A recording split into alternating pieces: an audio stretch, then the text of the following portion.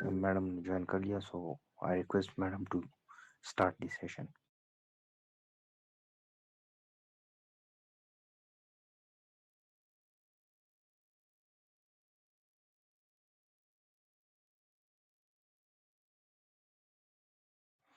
And I also request the ONAF team that they can also ask questions at the end today. Today is the last session of our webinar of UX and UI designing, so they can ask question at the end, inshallah.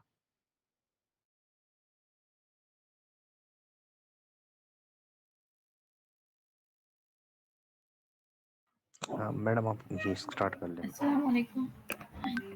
वालेकुम अस्सलाम. सबसे पहले sorry for the delay, मैं ज़रा कुछ busy थी। अच्छा तो इट्स अब ओके मैडम, नो इशू. बगैर टाइम वेस्ट किए हम स्टार्ट कर देते हैं आज का सेशन। ठीक है। अच्छा, आज का जो हमारा टॉपिक है वो है रैपिंग अप डिज़ाइन सिस्टम।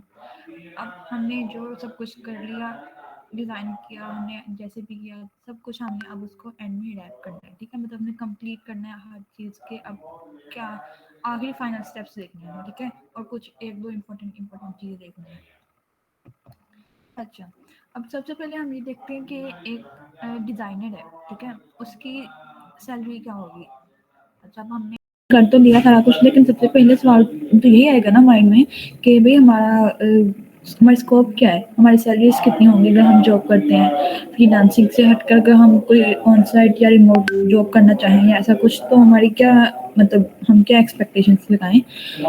तो अब इसमें आप कह सकते हैं कि दो कैटेगरीज आ जाती हैं। ठीक है, अगर एक डिज़ाइनर है जो यूआई डिज़ाइनर है, ठीक है, मिड लेवल का या जूनियर लेवल का भी है, अगर वो मिड लेवल तक चला जाए, ठीक है, उसको यूआई डिज़ाइन फुल आता है, अच्छे से आता है। ठीक है, और 3 ईयर का एक्सपीरियंस लगा लें आप लोग, 3 साल का उसका एक्सपीरियंस है और उसको यूआई मतलब अच्छे से आता है। ठीक है, तो आप वो सैलरी एक्सपेक्ट कर सकता है 50,000 to 80,000। ठीक है, 50 से 80 हज़ार के दरमियान वो अपनी सैलरी एक्सपेक्ट कर सकता है। इतनी उसकी इजीली एक मंथ की हो सकती है। अब एक डिज़ाइनर है, वो यूआई तो उसको आता है, वो डिज़ाइन सिस्टम भी जानता है कि डिज़ाइन सिस्टम को कैसे यूज़ करना है, कैसे यूटिलाइज करना है, उसको उसकी थोड़ा बहुत हाउ हेलो है, उसकी नॉलेज है। ठीक है, तो उसकी सैलरी 80 हज़ार से लेकर 1,20,000 तक हो सकती है। सही है।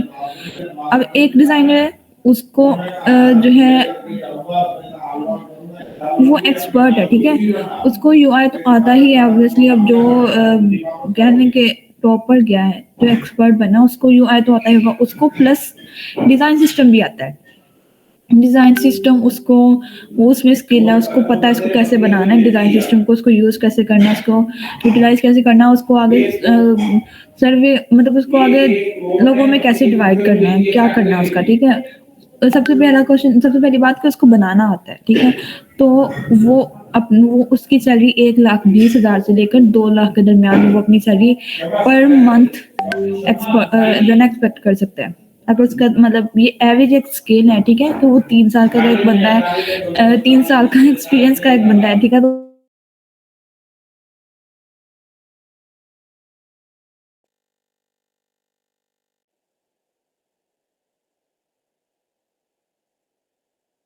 तो का आता है, तो वो 50 से 80 के दरमियान अपनी सैलरी एक्सपेक्ट करे। और अगर किसी को बहुत ज़्यादा अच्छे से आता है, तो वो जो है 1,20,000 से लेकर 2 लाख के दरमियान तक भी चला जाएगा, या इससे मैक्सिमम में भी ज़्यादा भी हो जाए। और ये तो एवरेज है ना। तो डिज़ाइन सिस्टम अगर इतना स्कोप है, तो डिज़ाइन सिस्टम है क्या चीज़। ठीक है, तो हम ये देखते हैं कि डिज़ाइन सिस्टम क्या है। डिज़ाइन सिस्टम एक ना, अब कह सकते हैं एक, मतलब आपको एक गाइड दे दी जाती है, आपको एक पाथवे दे दिया जाता है कि आपने ये, आपके पास चीज़ें हैं। ठीक है, आपने इसको यूज़ करते हुए अपने डिज़ाइन को कंसिस्टेंट रखना है। अब वो डिज़ाइनर्स के लिए भी होता है, डेवलपर्स के लिए भी होता है, जो पूरी टीम है मतलब उस प्रोडक्ट में, सबके लिए होता है। अच्छा, एक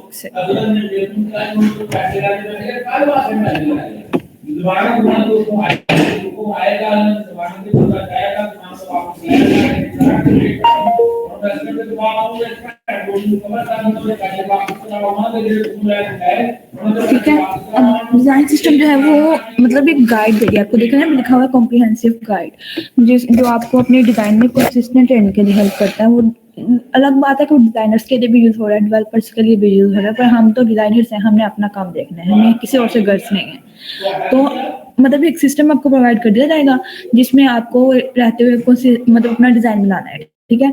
अब कैसे, इसकी अगर हम एक एग्जाम्पल लें तो आप कोई भी कुछ भी ले लें, कोई लाइव ले लेते हैं, हम फूड पांडा लेते हैं। ठीक है, फूड पांडा तो सबको पता होगा। अब सपोज करें कि फूड पांडा अभी एग्जिस्ट ही नहीं कर रही है, फूड पांडा है ही नहीं। ठीक है। अब फूड पांडा ना मतलब कंपनी ने हायर किया कुछ डिजाइनर्स को कि 10-15 डिजाइनर्स हायर कर लिया उसने कि तुम ये जो है वो फ्लो बनाओ, तुम ये बनाओ, तुम ये बनाओ। एक को साइन अप स्क्रीन दे दी है, एक को जो है वो ऑर्डर वाली स्क्रीन दे दी है, यहाँ पे ऑर्डर हो रहा है ये सब कुछ, एक मेन्यू पेज दे दिया, ऐसे मतलब स्क्रीन ना डिवाइड कर दिया तो तुम ना ये बनाओ, तुम ये बनाओ, तुम ये बनाओ। ठीक हो गया। अब हर बंदा जो है वो अपने हिसाब से बना रहा है, ऑब्वियसली हर बंदा कोई अगर कलर स्कीम तक नहीं इनको दी गई तो वो हर बंदा अपने हिसाब से बना रहा है। कोई कुछ कलर लगाएगा, कोई कैसे कोई उसमें स्पेसिंग वर्ड्स में रख देगा, कोई फोन चेंज कर देगा, कोई साइज बड़ा कर देगा, कोई कुछ करेगा, कोई कुछ करेगा। ठीक है। अगर उनको कुछ बेसिक बता गया है कि आपको कलर ये रखना है तो फिर भी वो उसमें जितना मर्जी उसको कर लेना वो चेंजिंग करेगा। ठीक है। हर बंदा अपने हिसाब से करेगा। तो इस प्रॉब्लम से निकलने के लिए अब वो डिजाइन तो कंसिस्ट नहीं रहा ना, वो तो बिल्कुल चेंज हो गया, डिफरेंट हो गया। मतलब वो मैच ही नहीं करेगा, ऐप के डिफरेंट स्क्रीन एक दूसरे का मैच ही नहीं करेंगे तो वो तो फिर नहीं चलेगा ना। ऐसे कि एक बंदे ने जो है वो रोबोटो रखा हुआ है 16 साइज पर और एक ने जो है वो मोस्टेट रखा, या फिर एक जो है वो पिंक कलर रख रहा है तो एक येलो रख रहा है, या एक ने जो है वो सर्च बार या कोई भी बटन है उसको फिल कर दिया है, एक ने जो है उसी स्ट्रोक लगाए हैं। तो ये तो कहीं भी नहीं चलेगा। तो इस सब से बचने के लिए डिजाइन सिस्टम दिया जाता है। डिजाइन सिस्टम अब वो आपको हर एक चीज एक्सप्लेन कर देते हैं, हर चीज डिफाइन करके देते हैं कि ये आपकी सर्च बार होगी भाई, अगर आप कोई भी ऐसी बार बना रहे हो तो आपने इस टाइप की बनानी है। या आपके पास एक सैंपल है, वैसे तो आपने इसी को यूज करना है, अगर आपको कहीं और जरूरत पड़ेगी वैसे पड़ेगी नहीं, पर अगर पड़ती है तो आपने इसी को यूज करना है। अच्छा, अब ये देखें, यहाँ पे उसने कलर जो है ना वो दे दिए हैं, व्हाइट दे दिया, ब्लैक दे दिया, पर्पल दे दिया, साथ कोड भी दे दिया कि यही कोड आप लोगों ने यूज करना है। इसके अलावा आप लोग एक सेकंड एक मतलब ऊपर भी नहीं जा सकते, एक कोड नीचे भी नहीं आ सकते हैं। ये सर्च बार दे दिए कि सर्च बार आपकी ऐसे ही यूज होने वाली है। बटन्स दे दिए कि ये वाले बटन ही यूज होने हैं, इस तरह के बटन्स। ठीक है। तो आपको ये हर एक चीज में एक्सप्लेन कर दी जाती है, हर चीज डिफाइन कर दी जाती है कि आपने इसी तरह की चीज यूज करनी है, ऐसे ही यूज करना है। ठीक है। इसके अलावा आप और कुछ यूज नहीं कर सकते हैं। इसका फायदा ये होगा कि हर बंदे अपने मतलब इसी मतलब ये सब कुछ जो यूज करते हैं वो उसको डिजाइन करेगा, तो जाहिर बात है वो एक हद तक काफी हद तक वो कंसिस्ट हो जाएगा, एक मतलब एक जैसा हो जाएगा। फिर उसको बाद में जो है वो कुछ सेट कर लिया जाता है या फिर डिजाइन करके। ठीक है। तो वो आपके डिजाइन को सेम रखने के लिए ये बनाया जाता है। अभी देखें, ये एक जो है वो डिजाइन सिस्टम दिया गया, कोड ये कलर्स दिए गए हैं, आपके यहाँ पे आइकॉन टाइपोग्राफी दे दी गई है, आइकन्स दे दिए गए कि आपने यही आइकन्स यूज करना है। यहाँ पे आपके पास बार्स दे दिए हैं कि आपने इनपुट होगी तो ऐसे होगा, जब आप डाटा पुट करेंगे तो इस तरह की होगी, और अगर एरर मैसेज होगा तो वो इस तरह का होगा। बटन्स आपके ये इस टाइप के होने वाले हैं और टैग्स आपके इस तरह के होने वाले हैं। ठीक है। अच्छा, अब इसके डिजाइन सिस्टम के कुछ एलिमेंट्स हैं, हमें ये तो पढ़ लिया कि ठीक है मतलब होता है ऐसे कि आपको गाइड दे दी जाती है, उसमें आपने रख करना है, और हमने ये भी देख भी लिया। ये काइंडली जिसका माइक ऑन है वो ऑफ कर लें। अच्छा,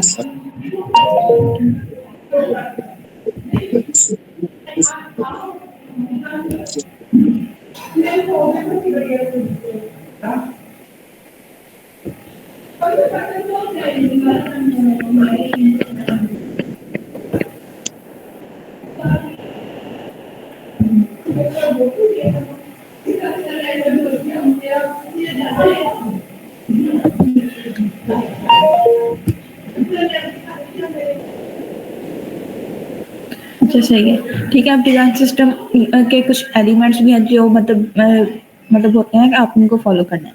अब एक स्टाइल गाइड होती है कि आपने डिज़ाइन सिस्टम बना रहे हैं तो वो भी आप जो है वो ऐसे अंधाधुंध नहीं बना सकते। आप उसमें भी आपको कुछ जो है ना स्टेप्स फॉलो करने पड़ते हैं, कुछ एलिमेंट्स होते हैं जो आपको बनाने होंगे।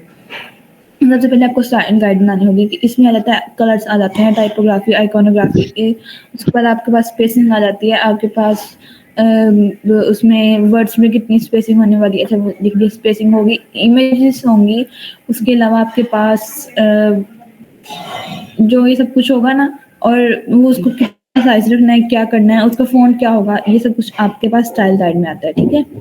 अच्छा, उसके बाद अब कंपोनेंट लाइब्रेरी, कंपोनेंट लाइब्रेरी में आपके पास जो यूआई कंपोनेंट्स होते हैं वो ऑलरेडी बने होते हैं, लाइक सर्च बार हो गया, या आपके पास बटन्स हो गए, आपके पास नेविगेशन बार हो गया, आपके पास जो टॉगल्स होते हैं आपके पास, इसके अलावा लुक मैं आपको दिखा देती हूँ। यहाँ पे ये टैग्स हो गए, बटन्स हो गए, ये लेबल्स जो भी होते हैं ये, ठीक है, बार्स, ये आपके पास इसमें आ जाते हैं, ठीक है, कंपोनेंट लाइब्रेरी में। उसके ये सब कुछ हो गया। उसके बाद अब आता है डॉक्यूमेंटेशन। आप सिर्फ ऐसे बनाकर नहीं दे सकते हो कि आपने ये बस बना कर दे दिया कि ये आपके पास है, आप उसको देख कर बना लो। आपको हर एक चीज़ को डिफाइन भी करना पड़ता है कि एक डॉक्यूमेंट बनाना होता है, उसमें हर एक चीज़ को डिफाइन करना होता है, हर चीज़ की रिसर्च जो आपने की है, फिर आप उसको भी किसी तरीके से बना रहे हो ना, तो वो आपने इसके साथ डॉक्यूमेंटेशन बनानी है, एक इंस्ट्रक्शन दे दिया आपने कि ये चीज़ ऐसे है, इस चीज़ का मकसद ये है, ये ऐसे यूज़ होने वाली है, ऐसे यूज़ होने वाली है, ठीक है, बटन ऐसे यूज़ होंगे, ये वाला बटन तब यूज़ होगा, ये वाला बटन तब यूज़ होगा, अगर एरर आएगा तो हम रेड वाला यूज़ करेंगे, अगर हमने ओके करना है या प्रोसीड करना है तो ग्रीन करेंगे, अगर कैंसिल करना है तो ये व्हाइट वाला करेंगे, इस रंग के, ठीक है। उसके बाद अब आते हैं design artifacts. No doubt design system पूरा डेवलपर्स के लिए भी यूज़ होता है, डिज़ाइनर्स के लिए भी यूज़ होता है, पर डिज़ाइन आर्टिफैक्ट्स जो है ना वो बेसिकली डेवलपर्स के लिए ही यूज़ होते हैं।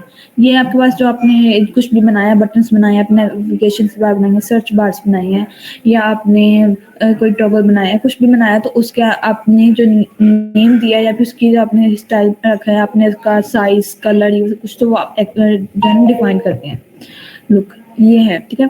ये डेवलपर्स के लिए होती है बेसिकली। अगर जब वो डेवलपर जब कोई भी आपकी ऐप या वेबसाइट या कोई भी प्रोडक्ट डेवलप करेगा तो वो उसको एक जो है ना कंसिस्टेंट रहने के लिए उसको हर चीज़ की एक अलग से मिल जाती है कि अच्छा अब ये उसने बार बनाई थी तो इसका स्ट्रोक उसने ये रखा है, कलर ब्लू है और कोड ये है, ठीक है। सॉलिड उसका स्ट्रोक था, उसने इसमें कुछ चेंजिंग नहीं की, इसका कोड ये है, अलाइनमेंट उसकी इनसाइड थी, आउटसाइड नहीं रखी उसने, विड्थ उसकी इतनी है, ठीक है।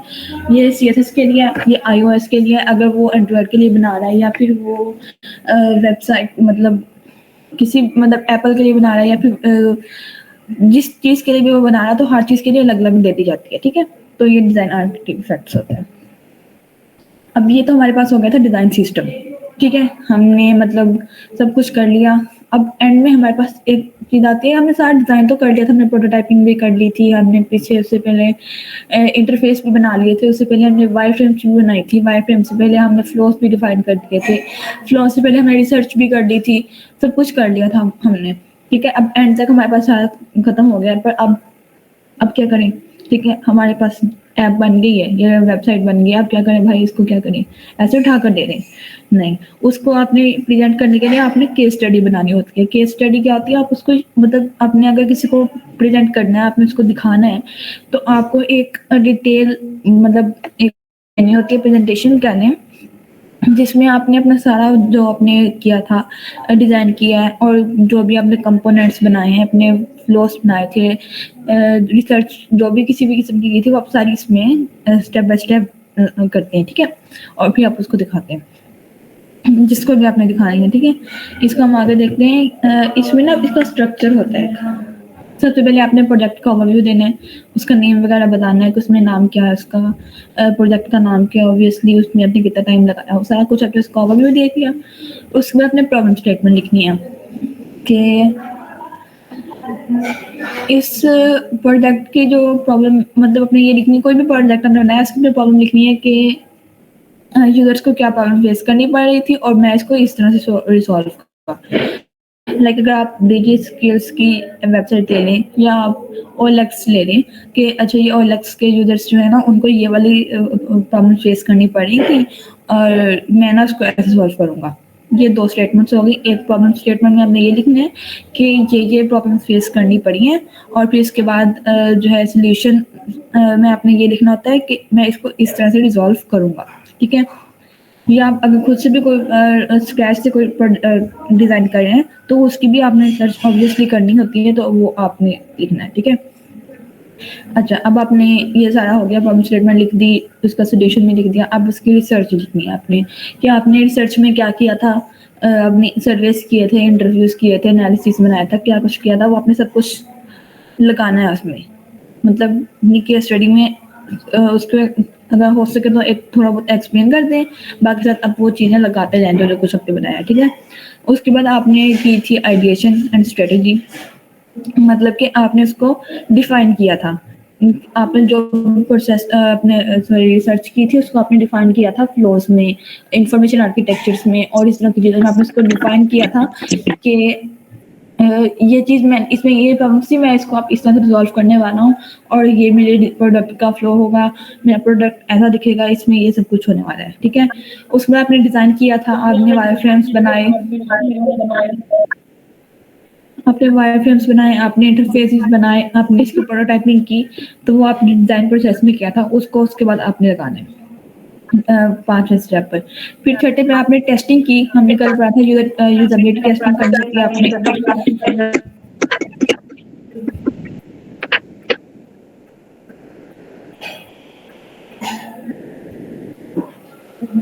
अच्छा, फिर आपने टेस्टिंग करनी होती है ऑब्वियसली जो आपकी मतलब अपने प्रोडक्ट बन ये माइक अपने ऑफ करनी काइंडली जिसके भी ऑन है। मैडम आपकी आवाज़ थोड़ी मिक्सअप आ रही है। अब ठीक है? जी, जी, अभी ठीक हो गई। अच्छा, ये माइक ऑफ करवा दें जिनके भी ऑन है काइंडली। अच्छा, अब टेस्टिंग एंड वैलिडेशन हमने करनी है, जो हमने डिज़ाइन कर दिया सारा कुछ, उसको हमने बाद में हमने कल पढ़ा था कि हमें उसको टेस्ट करना है ताकि बजाय इसके कि वो जो बाद में हमारे पास डेवलपिंग के वक़्त कोई प्रॉब्लम हमें फेस करनी पड़ी, हम उसको अभी से टेस्ट करवा लेंगे और फिर हम उसको रिज़ॉल्व कर लेंगे, ठीक है? तो वो हमने टेस्टिंग की सारी लगा दी कि हमने इसकी टेस्टिंग कैसे की है। फिर उसके बाद रिफ्लेक्शन में आपने ये लिखना है कि ये मतलब आप उसको किसी भी तरह से रिप्रेज़ेंट कर सकते हैं कि मैंने इस प्रोजेक्ट से ये सीखा, मुझे ये प्रॉब्लम फेसेस करनी पड़ी और मैंने इसको इस तरह से रिज़ॉल्व किया। मैंने इतना टाइम लगाया और ये सब कुछ आपको लिखना है, ठीक है?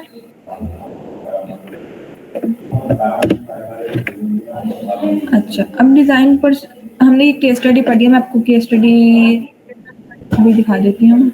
डबल जीरो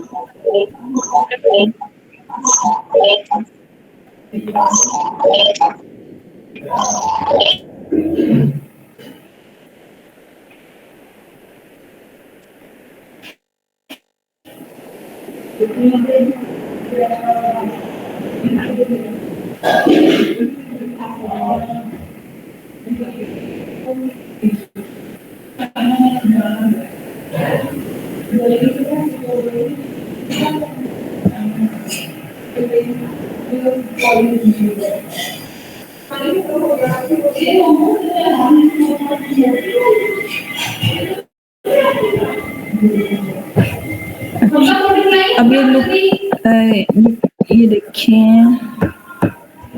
ये अब ये केस स्टडी है, ठीक है? अब ये मैंने इसका पहले ये बना दिया, ये इसका थंबनेल बना दिया कि ऐसे मतलब अगर हम कहीं पे इसको अपलोड करते हैं तो ये ऐसी होगी, इसका थंबनेल ऐसे लगा दिया हमने, ये सब कुछ स्क्रैच से बनाया गया, ठीक है? उसके बाद अब इंट्रोडक्शन लिख दिया हमने, ऐप के बारे में लिख दिया कि मतलब थोड़ा हमने इसको एक्सप्लेन कर दिया। फिर हमने प्रॉब्लम स्टेटमेंट लिखी है कि ये प्रॉब्लम फेस करनी पड़ी तो इसको कैसे हम रिजॉल्व करेंगे। फिर प्रोजेक्ट टाइमलाइन लिखिए कि इस इतने टाइम में मैंने ये किया, इतने टाइम में ये किया। 3rd वीक में जो है हमने ये सब कुछ किया था, बनाई है, यूवीपी बनाया, क्वालिटेटिव रिसर्च की हमने, इंफॉर्मेशन आर्किटेक्चर्स बनाए। फिर 4th वीक में हमने यूजर फ्लॉज और स्टाइल गाइड्स बनाई। उसके बाद 5th वीक में हमने लो फिडेलिटी वायरफ्रेम्स बनाए और 6th में हमने मिड फिडेलिटी बनाए और 7th में हमने हाई फिडेलिटी और प्रोटोटाइपिंग की, ठीक है? अच्छा, और उसके बाद आप डिज़ाइन प्रोसेस को एक्सप्लेन कर दिया, थोड़ा-सा दिखा दिया कि पहले हमने एम्फसाइज़ करना है, डिफाइन करना है, एडिट करना है, ये हम पढ़ते हैं। फिर इसके बाद अब देखें, अब इसकी सारी रिसर्च आ गई कि रिसर्च कैसे की, इंटरव्यूज़ वगैरह आ गए सारे, ठीक है, सर्वे आ गया, फिर कम्पैरेटिव एनालिसिस आ गया। अब उसके बाद हमने जो फ्लोज़ बनाए थे मैंने, ठीक है, वो आ गए, यूज़र जर्नी मैप आ गया, यूज़र पर्सोना आ गए, उसके बाद यूज़र स्टोरीज़ आ गईं, यूईपी आ गया। अब जो कुछ था वो हमने उसको एक तरतीब से लगाते गए, ठीक है, इन्फॉर्मेशन आर्किटेक्चर आ गई।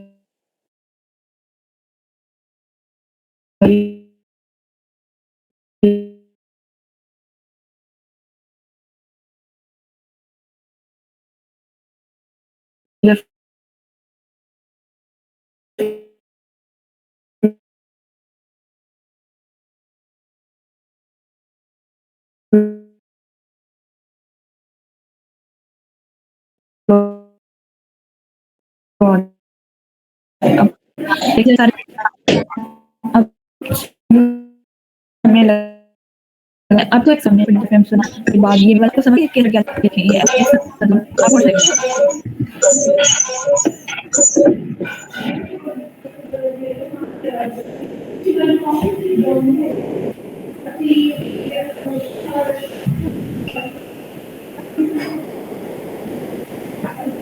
अच्छा, अब हम डिज़ाइन प्रोसेस की तरफ चलते हैं। हमने अब इसको मैंने लास्ट में इसलिए रखा, वैसे ही सबसे पहले स्टार्ट में पढ़ाया जाता है, फिर मैंने इसको जानबूझ के एंड में रखा था ताकि आप सब लोग सब कुछ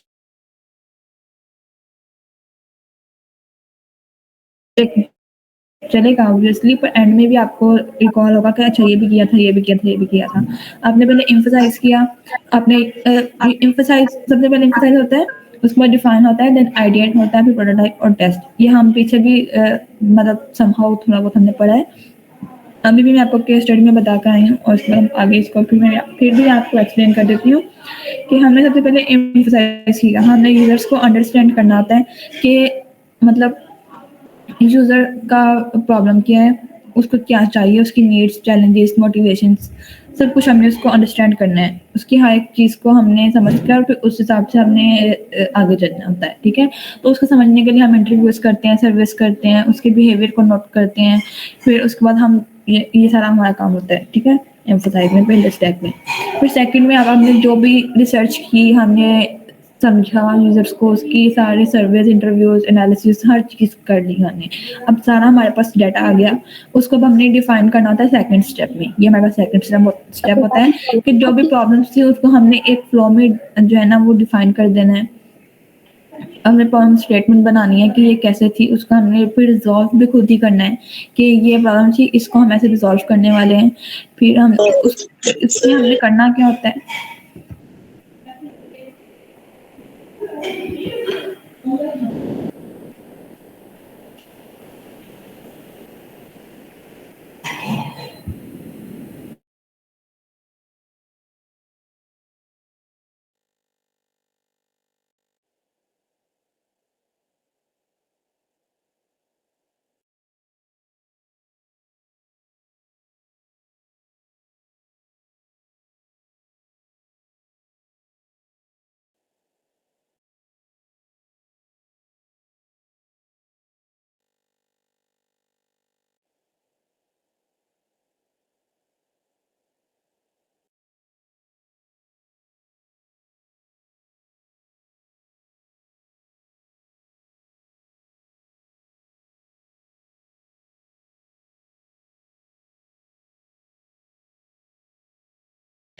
अस्सलाम वालेकुम। आप सबसे गुजारिश है कि काइंडली अपने माइक और कैमरे ऑफ कर दें और सिर्फ मैडम का जो है ना वो ऑन होगा।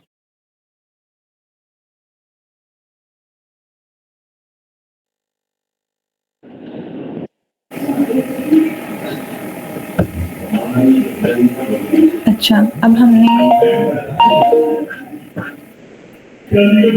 हमने डिफाइन करना था, ठीक है? हमने जो भी रिसर्च वगैरह की उसका हमें डिफाइन करना है, ठीक है? सेकंड स्टेप में कि ये प्रॉब्लम फेस की थी यूजर्स ने, उसको हम ऐसे जो है वो रिजॉल्व करने वाले हैं। फिर हमने उसकी प्रॉब्लम स्टेटमेंट लिखनी होती है, ऑब्वियसली हमने मैं भी आपको बता के आई हूँ कि स्टडी में प्रॉब्लम स्टेटमेंट लिखनी है कि क्या कुछ फेस किया, क्यों किया, फिर इसको रिज़ॉल्व कैसे करना है, वो हमने इसके सॉल्यूशन में लिखना होता है। फिर इसमें हमने करना क्या होता है, हम इसमें पर्सोनास बनाते हैं, इसमें हम यूज़र फ्लोज़ वगैरह मतलब सब कुछ करते हैं, ठीक है? जिस तरह से भी हम उसको डिफ़ाइन कर सकें। सही है।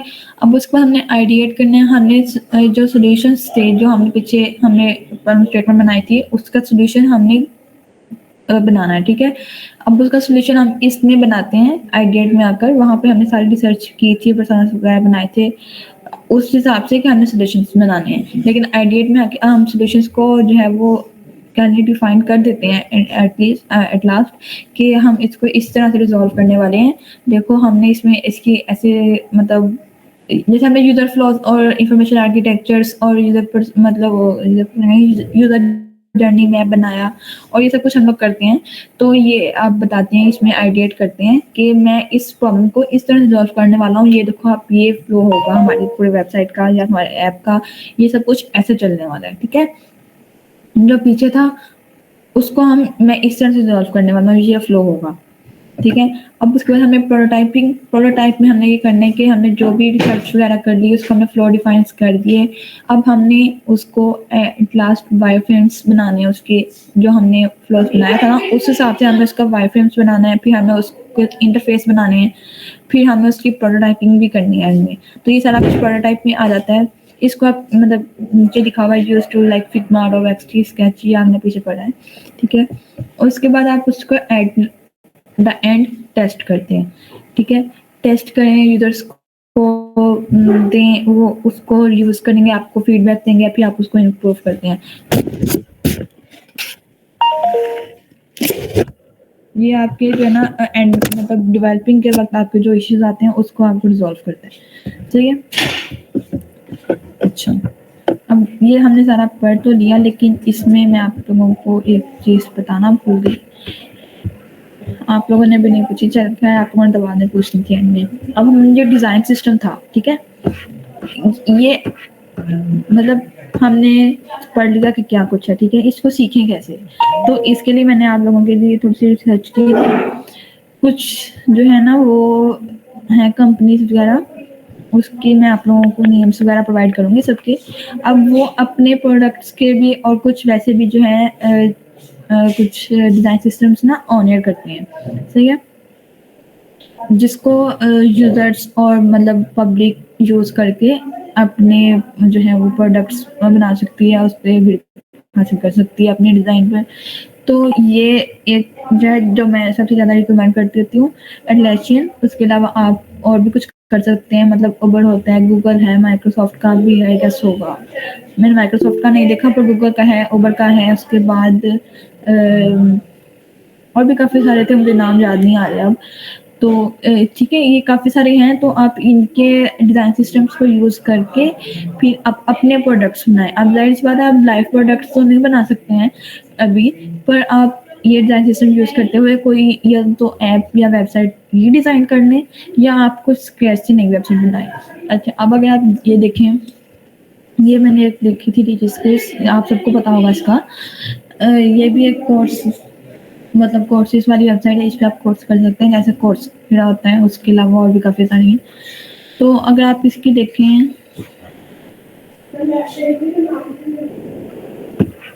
लुक, अब ये वेबसाइट देखें, ये कितनी हैवी मतलब लग रही है, कितना जैसे ना रश सा है इस पे, मतलब हैवी वेबसाइट है, ठीक है? बेसिक सी। तो इसको आप अगर रीडिज़ाइन करना चाहें तो ये एक अच्छा आपके पास ऑप्शन है, ठीक है? ये एक सिर्फ़ मैं आपको एक मतलब बता रही हूँ कि आप लोग ऐसा कर सकते हैं। उसके अलावा आपके पास अपनी चॉइसेस हैं, जैसे मर्ज़ी करें। तो आप ये एटलासियन के फिग्मा पर कम्युनिटी अवेलेबल है, इसलिए इसका डॉक्यूमेंटेशन भी काफ़ी आसान है, ठीक है? तो आप ये यूज़ करें और फिर प्रोडक्ट्स बनाएँ। इंशाल्लाह आप लोग भी जो है अच्छी ग्रोथ हासिल करेंगे। उसके अलावा अब हमारा ये सब कुछ खत्म हो गया है, ठीक है? तो आप लोग क्वेश्चंस करें। इसके अलावा मैंने आप लोगों से एक तो बातें करनी है। आप लोग क्वेश्चन करें जो आपने क्वेश्चन सुने हैं।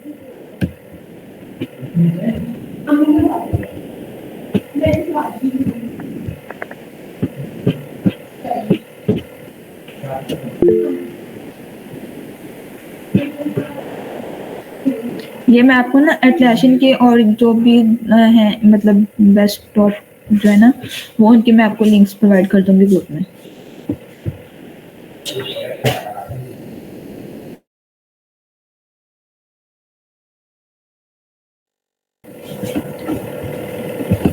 आप लोग क्वेश्चंस कर लें किसी के हैं तो।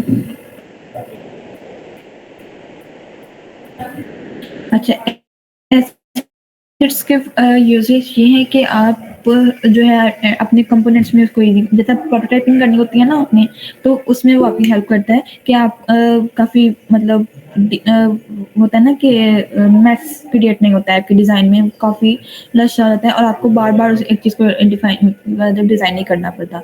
आप एक चीज़ को डिज़ाइन कर लें, उसके बाद उसको यूज़ कर लें। नेम बता दें वेबसाइट्स की, कौन सी वेबसाइट के असद आप ये चीज़ दोबारा बता दें, कौन सी वेबसाइट्स की नेम बताऊँ?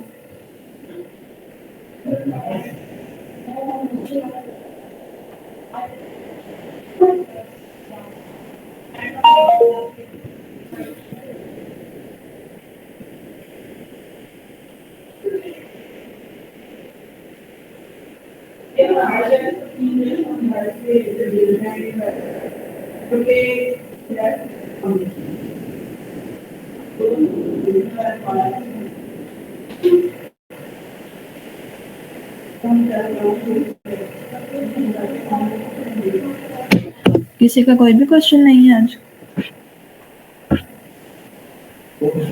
सॉरी नीचे आया है।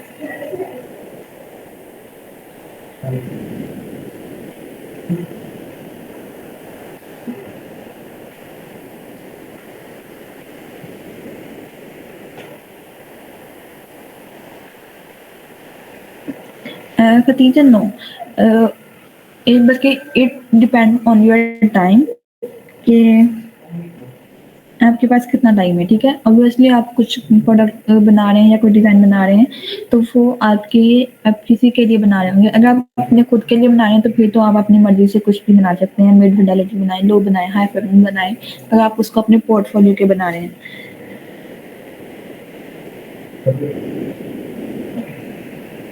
अगर आप उसको किसी क्लाइंट के लिए बना रहे हैं या फिर आप ऑफिस बेस्ड मतलब बना रहे हैं, तो वो आपको एक टाइम लिमिट देता है, ठीक है? कि आपने 1 हफ्ते में ये डिज़ाइन बनाकर देना है, आपने ये 2 हफ्ते में डिज़ाइन बनाकर देना है। तो आप उस हिसाब से बनाएँ कि अगर आपको मतलब लाइक 1 हफ्ता दे दिया गया है, तो आपने उसकी रिसर्च करनी है, आपने उसको डिफाइन करना है, आपने सारा कुछ वो करना है, उसके बाद फिर आप उसकी मिड भी बनाएँ, हाई भी बनाएँ, लो भी बनाएँ, फिर आप उसके इंटरफेसेस भी बनाएँ और उसको फिर प्रोटोटाइपिंग भी आपने करनी है। तो ये पॉसिबल नहीं है कि आप 1 हफ्ते में इतना कुछ कर सकें। मतलब एक मैं एग्ज़ाम्पल दे रही हूँ। तो आपके पास जितना टाइम है आप उसको बनाएँ, वैसे मिड फिडेलिटी आई गेस इतना वो नहीं है कि आप लो भी बना रहे हैं, हाई भी बना रहे हैं। तो मिड की इतनी ज़्यादा इम्पोर्टेंस नहीं होती। मतलब इम्पोर्टेंस इस सेंस में कि एक आप इतना चीज़ को रगड़ने की ज़रूरत नहीं है। आप बस मिड और हाई लो और हाई बना लें, दैट्स इनफ आई गेस। और अगर आपको कहा जाए मिड बनाने का तो फिर आप लाज़मी बनाएँ। लेकिन अगर आप सिर्फ़ खुद की मतलब जो है ना सैटिस्फैक्शन के लिए बना रही हैं, तो फिर इतना ज़रूरी नहीं है। मैम ये केस स्टडी हम बनाकर क्लाइंट को देंगे। नहीं ये देखिए आप अगर आपको ज़ाहिर-सी बात है कुछ आपको क्लाइंट्स ऐसे आते हैं कि वो आपको केस स्टडी बनाने के लिए कहते हैं। तो आप उनको ज़ाहिर-सी बात केस स्टडी बनाकर देंगे। वैसे अगर आप पूरी ओवरऑल ऐप का बना रही हैं, तो उसके आप एक सिंपल सी रिपोर्ट बना दें, दैट्स इनफ। वो आपने अगर किसी क्लाइंट के लिए बना रहे हैं या फिर आप किसी ऑफ़िस में बना रहे हैं या फिर अपने स्टेक होल्डर्स के लिए बना रहे हैं, जिसके लिए भी, तो वो आपको सब कुछ बताएगा। तो वो आपको एक मतलब बताएगा कि आपने क्या कुछ बनाना है, ठीक है? तब तो आपको इतनी कॉम्प्लिकेटेड नहीं चीज़ें हैं। लेकिन अगर आप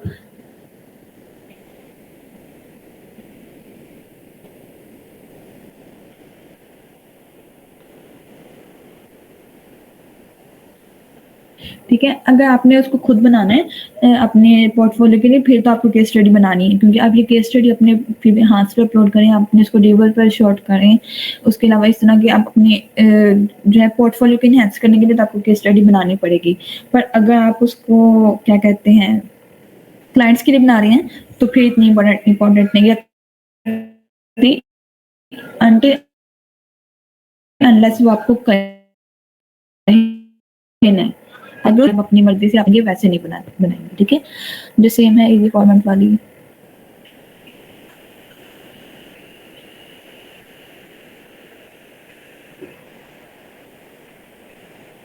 अच्छा ना आप माइक अनम्यूट करके बता दें, मुझे आपकी बात समझ नहीं आई अभी तक।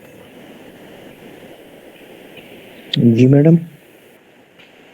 आपने ये कोई क्वेश्चन पूछा है, वेबसाइट का लिंक प्रोवाइड कर दें जो ईज़ी है फॉर्मेट वाली। मैडम आप क्वेश्चन एट द एंड ले लें, अगर आपका सेशन जब खत्म होने वाला हो। फिलहाल आप अब जारी रखें अपना वो। जी, जी हमारा सेशन एंड हो गया है, उसके बाद उस एंड में 1-2 ठीक है। फाइनल बातें करनी है, तो इसलिए क्वेश्चन तो अब जिसका भी क्वेश्चन है तो वो कर सकता है, चैट में करता है, वॉइस पे करता है, वो कर सकता है।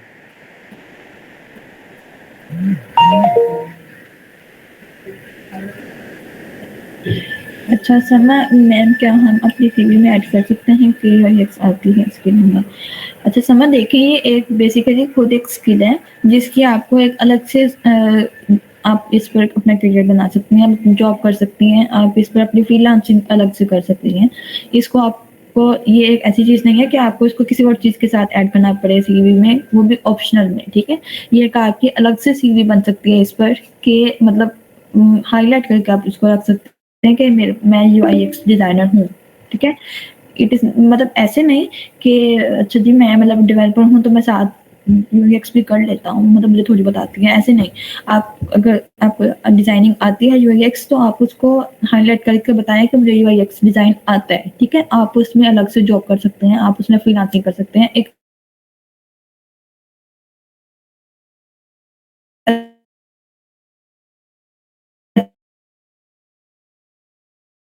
जाएँ, लिंक्डइन बनाएँ आप अपना और फिर आपको आप ये हासिल करें, आपको इंशाल्लाह आपको इतने ऑफर्स आएँगी।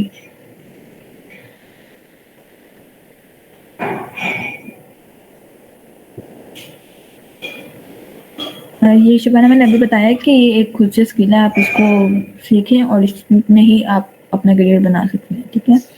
अच्छा Khatija is your mentorship available to us after this boot camp? Sure मैंने आप मुझे लिंक्डइन पर अप्रोच कर लें। आपको क्वेश्चन होगा, आपकी कोई क्वेरीज वगैरह होंगी तो वो आपको इंशाल्लाह ज़रूर क्लियर करूँगी जहाँ तक मैं कर सकूँगी। उसके अलावा फिर इंशाल्लाह कुछ हम लोग प्लान करेंगे।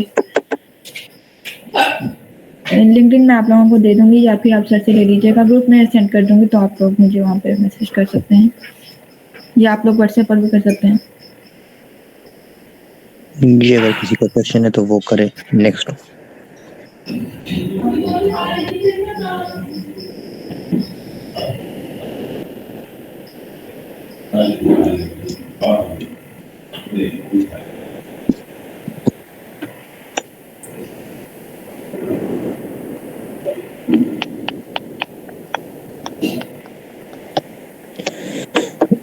जिसका भी कोई क्वेश्चन है तो करे, काइंडली कोशिश करे।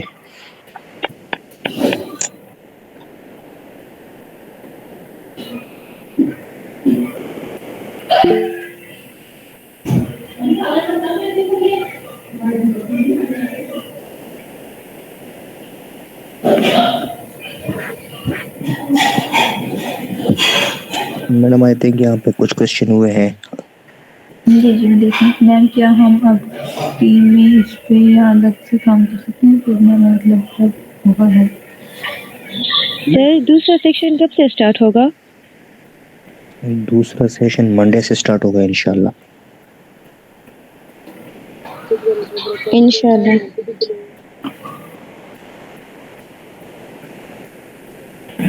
समा क्या मतलब आप मतलब ये कहना चाहेंगे आपने जितनी स्किल ले ली है इसके बाद अब टीम वर्क करना स्टार्ट कर दिया? मुझे तो ये बात समझ आई है इतनी, अगर मैं थोड़ा-सा गलत कह रही हूँ। अच्छा, आप देखिए अब ये आप पे डिपेंड करता है, आपको पता होगा कि आपको कितनी स्किल्स आती हैं, ठीक है? मतलब आपने किस हद तक सीख लिया है। अगर आपको लगता है कि आप एक मतलब प्रोफ़ेशन में स्टैंड या फिर इसको और इम्प्रूव करो। ये आप मुझे ना पर्सनली डीएम कीजिएगा, फिर मैं आपके पोर्टफोलियो वगैरह देखकर मैं आपको बताऊँगी। वैसे आप मतलब इसको प्रैक्टिस करते जाएँ, इंशाल्लाह आप लोग मतलब जब आपको लगे कि आप अब प्रोफेशन में जाने के लिए तैयार हैं, तो आप लोग करें टीम वर्क। उसके बाद आप लोग जो है वो भेजते रहा करें अपनी सीवीज़ वगैरह जहाँ पर भी जॉब ऑफर हो रही हो कहीं पे लिंक्डइन पर देखते रहा करें, जहाँ पर वो आप लोग भेजें, कहीं भी आप लोगों का लक चल सकता है, ठीक है? तो इसमें ऐसे करने की ज़रूरत नहीं है कि अब अच्छा मैंने 3 महीने सीख लिया या 6 महीने या 1 साल लगा लिया, अब शुरू कर दूँ। ये साथ-साथ चलते रहे, आप ये चीज़ें बंदा इम्प्रूव साथ-साथ करता रहता है, ठीक है?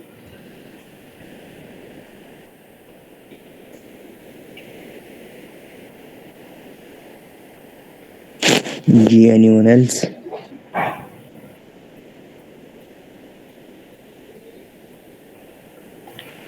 We have still time. अगर कोई क्वेश्चन करना चाहता है, anyone from our international students or organization team. आज के सेशन में किसी को कोई बात समझ ना आई हो या फिर वैसे किसी का कोई क्वेश्चन हो तो पूछ लें, अभी भी टाइम है जैसे मैंने बोला है।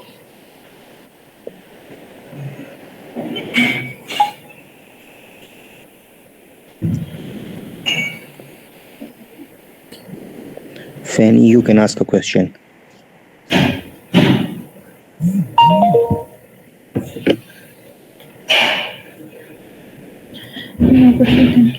अगर किसी का क्वेश्चन नहीं है तो फिर हम सेशन को फिर एंड कर देते हैं। Anyone have any question? और दिया आपका अगर कोई क्वेश्चन है या मलाइका जमील मलाइका या इस तरह हमारे साथ जो है ना वो रेम शरियाज उसके भी क्वेश्चंस होते हैं, तो अगर उनका कोई है तो वो कर सकता है। अच्छा, अब एंड में मैं आप लोगों को सेशन एंड करने से पहले एक बात कहूँगी कि आप लोग डिज़ाइन करें और उसको एक मकसद के लिए डिज़ाइन करें, ठीक है? आप ऐसे नहीं करते जाएँ कि बस हवा में तीर नहीं चलाना है आप लोगों ने, आप लोगों ने किसी पर्पस से इसको डिज़ाइन करना है, ठीक है? आप लोग अपने दिल से डिज़ाइन करें, शौक से डिज़ाइन करें। इसको आप सिर्फ़ मजबूरी समझ के या अपनी कि मैंने इसमें करियर बनाया है, जॉब बनानी है, जॉब करनी है या फ्रीलांसिंग करनी है, इसलिए आप इसमें जो है ना डिज़ाइनिंग नहीं करें, आप इसको इसलिए नहीं सीखें, आप इसको शौक से सीखें, ठीक है? जब भी आप कोई ये मैं सिर्फ़ डिज़ाइनिंग की या यूएक्स की बात नहीं कर रही हूँ, मैं ओवरऑल एक बात कर रही हूँ एंड में आप लोगों को मतलब ये कह रही हूँ इंशाल्लाह भी कभी फिर मिलेंगे तो दोबारा बात होगी। पर आप कुछ भी कर रहे हैं ना, आप डेवलपिंग में जा रहे हैं, आप जो है वो डाटा साइंस की तरफ जा रहे हैं, आप किसी भी साइड पर जाते हैं, तो आप उसको दिल से सीखें और दिल से करें। वो अगर आप एक चीज़ को दिल से कर रहे हैं, तो वो आपको 1 हफ्ते में हो जाएगी आपकी। अगर आप उसको मजबूरी से कर रहे हैं ना, तो वो आपको 1 हफ्ते छोड़ के 1 महीना छोड़ के आपको 1 साल भी लग सकता है, ठीक है? जो चीज़ दिल से की जाए वो बहुत जल्दी आप सीख जाते हैं। तो आप इसको दिल से सीखें, किसी मकसद की वजह से करें और इसको करते रहें, ठीक है? मतलब छोड़ नहीं देना आप लोगों ने इसको। अगर आपका इसमें मतलब इंटरेस्ट चेंज होगा तो वो तो एक अलग बात है, पर आप keep designing and keep exploring, ठीक है? आप लोगों ने और सबसे मेन बात ये कि आप लोगों ने यूज़र को फर्स्ट प्रायोरिटी देनी है। हमेशा यूज़र को पहले रखना, जो यूज़र कह रहा है वो ही आपने करना है, उसके अलावा कुछ नहीं करना। हाँ, आप उसको रिकमेंडेशन ज़रूर दे सकते हैं कि भाई देखो ये चीज़ अच्छी लगेगी, ये चीज़ अच्छी लगेगी। पर फिर वो जैसे कहे आपने वैसे ही करना है, ठीक है? दुनिया को आपकी ज़रूरत है, आपको दुनिया की ज़रूरत नहीं है। आप जाएँ दुनिया को अपनी क्रिएटिविटी दिखाएँ, आप दिखाएँ लोगों को भाई मैं हूँ यहाँ पे, मैं एग्ज़िस्ट करता हूँ, मैं कुछ ऐसा नहीं हूँ कि मतलब मेरे बगैर भी तुम लोग जी नहीं सकते, मैं हूँगा तो तुम लोग चल पाओगे, ठीक है? तो आप लोगों ने अपनी ताकत दिखानी है लोगों को कि मैं हूँ, ठीक है? हाँ, मैं यहाँ पे एक बात करूँगा, ये अक्सर जो भी अक्सर है ना, ये बार-बार माइक खोलती है, पूरे सेशन में डिस्टर्बेंस फैलाई है आपने, जो भी है मैडम को भी 2 दफ़ा डिस्टर्ब किया आपने, मुझे मैडम का मैसेज आया कि कोई डिस्टर्ब, तो ये आप हैं। अभी भी मैंने आपको नोट किया कुछ 5 दफ़ा आपने माइक खोला है, कोई क्वेश्चन भी नहीं कर रही और बार-बार माइक खोल के और बंद करती है, दरमियान में कोई आवाज़ करके। आपको क्या मसला है?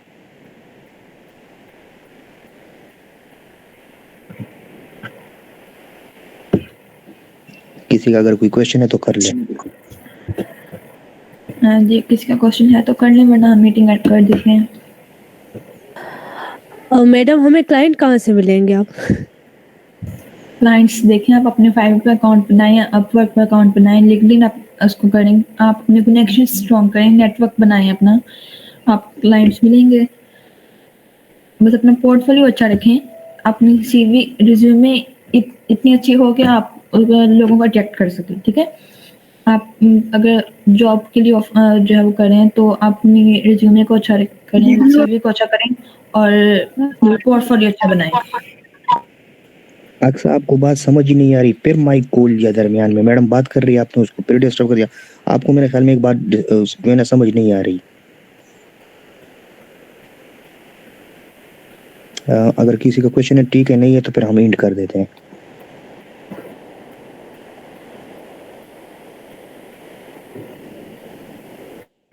एनीवन हैव एनी मैडम क्या क्वेश्चन? मैं आपको पर्सनल में टेक्स्ट कर सकती हूँ?